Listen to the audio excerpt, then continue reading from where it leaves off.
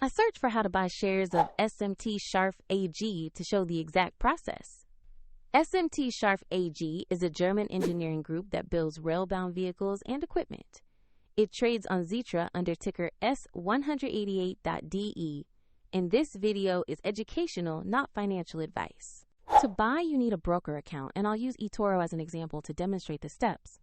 After registering, you will need to verify your account, usually with an ID document, and add funds before you can place an order.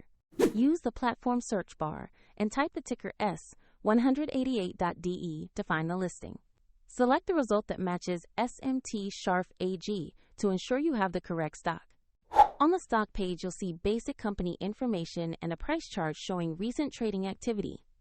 Confirm the company name and ticker to make sure this is the right equity for SMT Scharf AG. Choose the Invest or Buy button, enter the amount you want to invest, and review the order details before confirming. If the market is closed, your order may be queued or executed at the next session. And if funds are insufficient, the platform will prompt you to add money before final confirmation. After the trade, the position will appear in your portfolio, where you can monitor it.